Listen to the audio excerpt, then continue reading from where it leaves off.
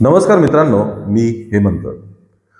मित्रांनो, केतन अग्रवाल हत्याकांडाने पूर्ण महाराष्ट्र तर हादरलेलाच आहे, पण देशभरात याची मोठी चर्चा आता सुरू आहे.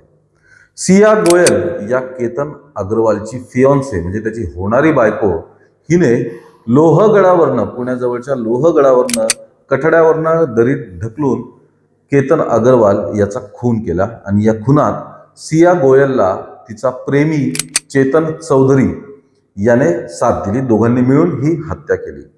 सिया गोयल आणि चेतन चौधरी ही जोडी आता पूर्ण महाराष्ट्रात गाजतीये त्यांनी केलेल्या या खुनामुळे.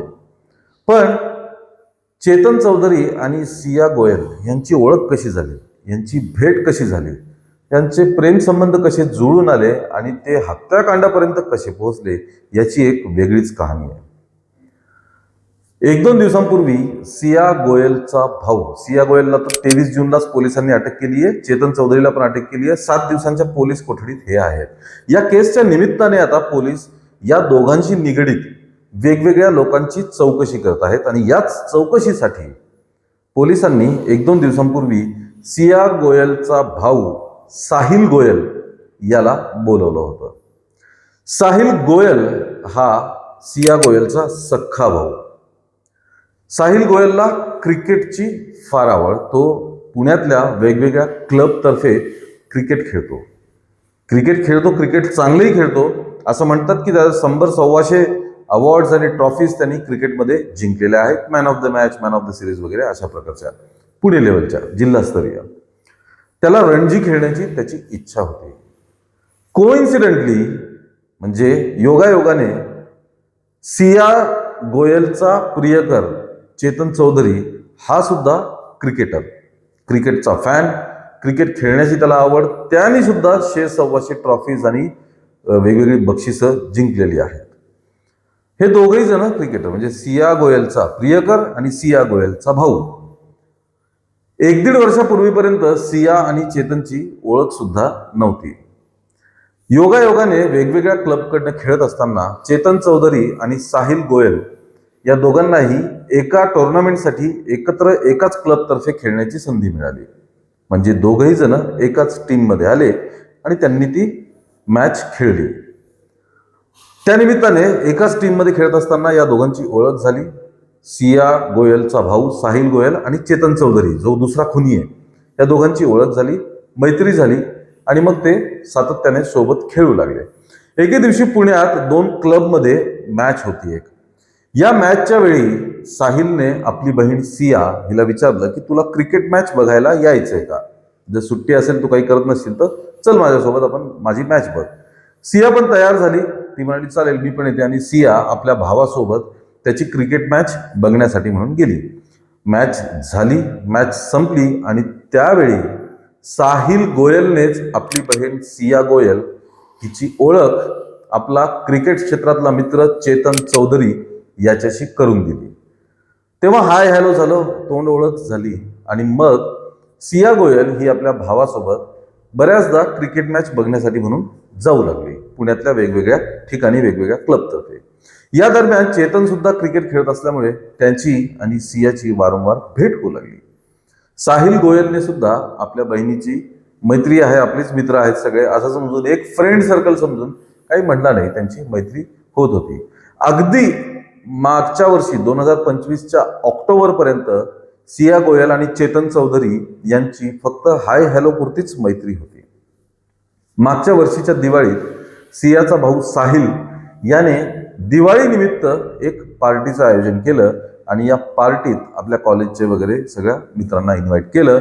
तसंच आपल्या क्रिकेट फील्डमधल्या मित्रांना सुद्धा बोलवलं. त्यात एक जो इसम त्यांनी बोलवला त्याचं नाव चेतन चौधरी. चेतनला त्याने आपण आयोजित केलेल्या पार्टीमध्ये बोलवलं दिवाळी निमित्ताने. अर्थात त्या पार्टीत सिया गोयल त्याची बहीण सुद्धा होती. याच पार्टीमध्ये सर्वात पहिल्यांदा सिया गोयल आणि चेतन चौधरी यांची डिटेल गप्पाटप्पा झाल्या आणि त्यांच्या मैत्रीत इथेच खोली आली. इथेच त्यांची दाट मैत्री जमून आली.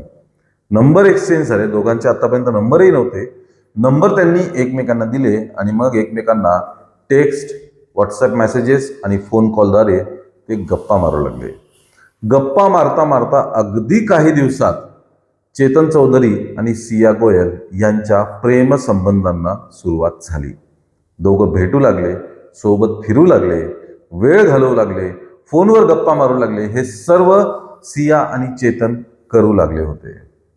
त्यानंतर 1-2 महिन्यांनी सियाचा भाऊ साहिल याला कल्पना आली होती की चेतन आणि सिया हे एकमेकांशी बोलतात, बराच वेळ बोलतात, मेसेजेस करत असतात आणि एकमेकांना भेटतात सुद्धा. त्याने सियाला याबद्दल विचारलं सुद्धा की चेतन सोबत तू बोलतेस का, तुमचं काय चालू आहे वगैरे. पण तेव्हा असं म्हणतात की सियाने तो मुद्दा टाळून नेला, त्याच्यावरती काही भाष्य केलं नाही. पण सियाचा भाऊ साहिल गोयल याला पूर्णपणे कल्पना आली होती की सियाचं आणि चेतन चौधरीचं अफेअर सुरू आहे म्हणून. पोलिसांनी केलेल्या चौकशीत साहिल गोयल याने ही पूर्ण घटना पोलिसांना सांगितलेली आहे. पोलिसांनी त्याचा जबाब सुद्धा नोंदवून गेलेला आहे.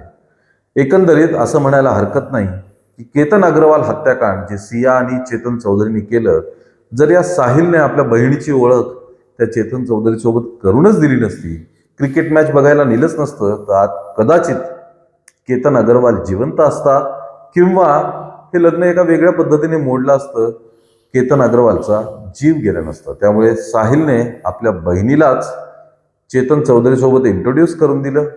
कदाचित साहिलला आपली बहीण व्यसनी आहे, ती दारू पिते हे सुद्धा माहिती असेल. वेळीच गोष्टींना आळा न घातल्यामुळे हे प्रकरण इतकं मोठं गेलं आणि या केतन अग्रवालला नाहक त्याचा बळी गेला, नाहक त्याचा जीव गेला. एक होनहार मुलगा, विदेशात शिकून आलेला, आपल्या वडिलांच्या बिझनेसमध्ये चांगल्या पोझिशनवर काम करत असलेल्या मुलाला आपला जीव गमवावा लागला. त्यामुळे घरातल्या मुलींकडे वेळीच लक्ष देणं, मुलीच काय मुलांकडे सुद्धा, ते काय करतायत, कोणत्या विश्वात वावरतायत, त्यांच्या चुकीच्या गोष्टींना वेळीच बंधन घालणं, चुकीच्या गोष्टींना वेळीच आळा घालणं, समज देणं, समजावणं, वेगवेगळ्या पद्धतीने त्यांना एक योग्य आयुष्य जगायला लावणं हे अतिशय आवश्यक असतं. मित्रांनो, तुमचं काय मत आहे या बाबतीत हे आम्हाला जरूर कळवा. या व्हिडिओला लाईक आणि शेअर करा आणि आमच्या चॅनलला ताबडतोब सबस्क्राईब करा. धन्यवाद.